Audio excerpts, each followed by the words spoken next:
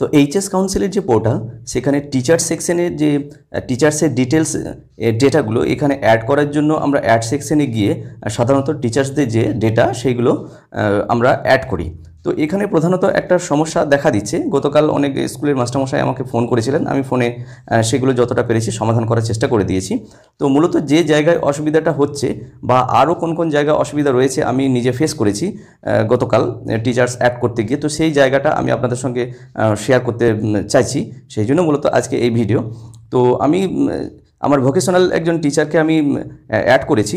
তো অ্যাড করতে গিয়ে যে সমস্যাটা আমার হয়েছে এবং আমার নর্মাল সেকশনেরও আরও একজন টিচার আমি অ্যাড করার সময় যে জায়গাটা আমি ফেস করেছি, অনেক স্কুলের এটাও হয়তো এই সমস্যাও হয়তো হতে পারে, সেই জন্য মূলত আজকের ভিডিওটি আমি আপনাদের সঙ্গে শেয়ার করতে চলেছি। তো চলুন আমরা একটু দেখে নিই যে একজন ভোকেশনাল টিচার আমি অ্যাড করার সময় মূলত কোন জায়গায় সমস্যাটা হচ্ছে। তো ভিডিওটা যদি ভালো লাগে তাহলে লাইক শেয়ার তো অবশ্যই করবেন, আর যদি চ্যানেলে সাবস্ক্রাইব না থাকে তাহলে তো অবশ্যই চ্যানেলটি সাবস্ক্রাইব করে রাখবেন। তো চলুন আমরা ভিডিওর মূল অংশে চলে যাই। তো এখানে আমি একজন ভোকেশনাল টিচারের সমস্ত যে ডেটাগুলো, ওনার যে পার্টিকুলার, সেগুলো কিন্তু আমি সব ফিল আপ করে রেখেছি। ডেজিগনেশন এখানে নেম দিয়েছি, ডেজিগনেশন অ্যাসিস্ট্যান্ট টিচার, আরও যে ডেজিগনেশনগুলো আছে সেগুলোর মধ্যে অ্যাসিস্ট্যান্ট টিচার দেওয়া হয়েছে। এরপরে বাকি যে পার্টিকুলার আছে সেগুলো সবই অ্যাড করা হয়েছে। এখানে অনেকে আমাকে গতকাল প্রশ্ন করেছিলেন যে হাইয়েস্ট কোয়ালিফিকেশান এখানে লিখতে গিয়ে সমস্যা হচ্ছে হয়তো, কারণ সেভ করার পর সেভ নিচ্ছে না। আসলে হাইয়েস্ট কোয়ালিফিকেশানের ব্যাপারটার জন্য হয়তো সেটা নয়, আসল সমস্যাটা কোথায় সেটা আমি একটু নিচে গিয়ে বলছি। যাই হোক, এরপর এখানে ব্যাংকের অ্যাকাউন্ট নাম্বার এবং আইএফসি কোড, ব্যাংক নেম যেগুলো সেগুলো সব অ্যাড করা হলো। এরপরে টিচিং ডিটেলস পার্টে এসে ওই পার্টিকুলার টিচারের যে সাবজেক্ট দেওয়া হলো, medium of teaching, teacher type এখানে আমরা দেখতে পাচ্ছি permanent, contractual, retired, part timer, যেটা যার ক্ষেত্রে যেটা প্রযোজ্য সেটা দিয়ে দেওয়া হলো। তো ভিটিদের ক্ষেত্রে কন্ট্রাকচুয়াল দিয়ে দেওয়া হলো। ওনার ডেট অফ জয়নিং, আমার যেহেতু এখানে ট্রান্সফার নিয়ে এসেছেন তো সেই জন্য এখানে ডেট অফ জয়নিংটা আগের স্কুলে দিয়েছি। এরপরে এক্সামিনেশান রিলেটেড যে ইনফরমেশান এইখানেই আসলে রয়েছে সমস্যার জায়গাটা। তো এখানে আমরা যেহেতু উনি খাতা দেখেননি এবং এখানে যেমন ইয়ার দিয়েছে 2024 আমি দিয়েছি, whether appointed as examiner or head examiner in HS examination, এগুলো নো করে গেছি। কোনো অ্যান্সার স্ক্রিপ্টে ইভ্যালুয়েটেড করেননি, যদি করতো তাহলে ইয়েস হয়ে তাহলে সাবজেক্ট দেওয়া যেত।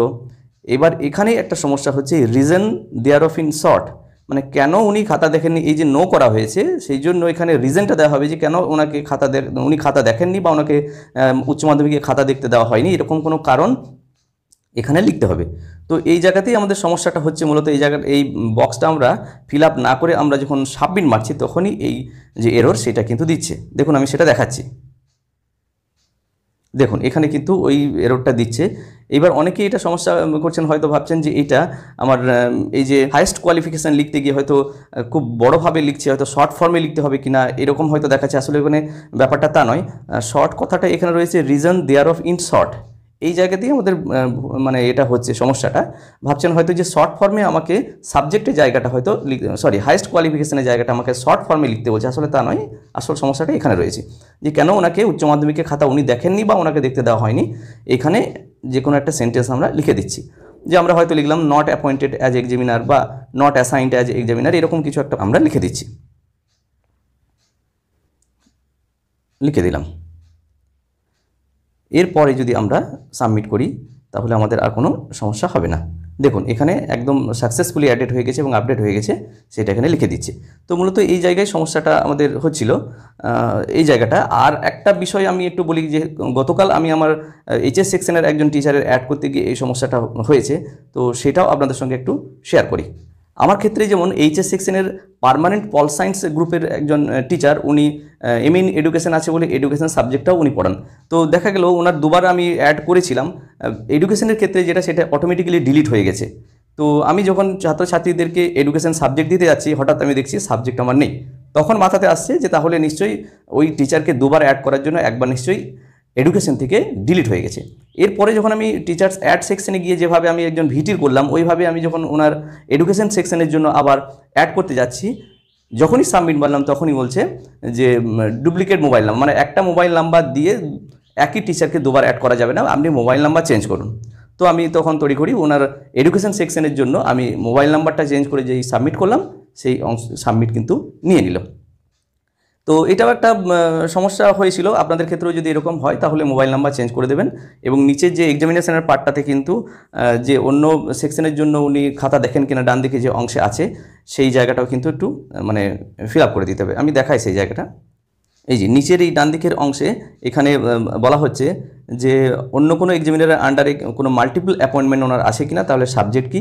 তাহলে পল সায়েন্সের জন্য আমি এখানে এডুকেশন লিখেছিলাম, আবার যখন এডুকেশন সাবজেক্ট ফিল আপ করতে করতে এসেছিলাম তখন এই জায়গাতে পল সায়েন্স লিখেছিলাম। ঠিক উল্টোটা এখানে লিখে দিতে হবে, কারণ উনি কিন্তু 2024 সালে দুটো খাতাই উনি দেখেছেন, মাল্টিপল অ্যাপয়েন্টমেন্ট ওনার ছিল, তো এই জায়গাটা ফিল আপ করে দিতে হবে। তো যাই হোক, এই বিষয়গুলো নিয়ে আমি সম্যক আলোচনা করার চেষ্টা করলাম। যদি ভিডিওটি ভালো লাগে তো অবশ্যই লাইক দিয়ে যাবেন, আর চ্যানেলে সাবস্ক্রাইব না থাকলে অবশ্যই চ্যানেলটি সাবস্ক্রাইব করে রাখবেন। সবাই ভালো থাকুন, সুস্থ থাকুন, ধন্যবাদ।